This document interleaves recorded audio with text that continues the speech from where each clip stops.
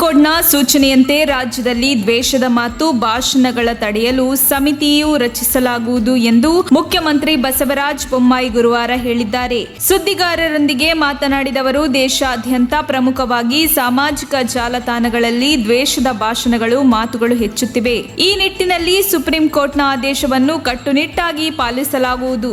ಇದರಂತೆ ದ್ವೇಷದ ಮಾತುಗಳಿಗೆ ಕಡಿವಾಣ ಹಾಕಲು ಸಮಿತಿ ರಚಿಸಲಾಗುವುದು ಎಂದಿದ್ದಾರೆ. ಇತ್ತೀಚೆಗೆ ಹಿಮಾಲಯ ಪ್ರದೇಶ ಮತ್ತು ಉತ್ತರಾಖಂಡದಲ್ಲಿ ನಡೆದ ಧರಂ ಸಂಸದ್ನಲ್ಲಿ ಪ್ರಸಾರವಾದ ದ್ವೇಷ ಭಾಷಣಗಳ ಕುರಿತ ವಿಚಾರಣೆಯಲ್ಲಿ ಸುಪ್ರೀಂ ಕೋರ್ಟ್ ಕೇಂದ್ರ ಮತ್ತು ರಾಜ್ಯ ಸರ್ಕಾರಗಳ ಕಡೆಯಿಂದ ಶೂನ್ಯ ಸಹಿಷ್ಣುತೆಗೆ ಕರೆ ನೀಡಿತ್ತು ಮತ್ತು ದ್ವೇಷದ ಮಾತುಗಳ ತಡೆಯಲು ವಿಶೇಷ ಕಾರ್ಯಪಡೆಗಳನ್ನು ರಚಿಸುವಂತೆ ರಾಜ್ಯಗಳಿಗೆ ನಿರ್ದೇಶನ ನೀಡಿತ್ತು.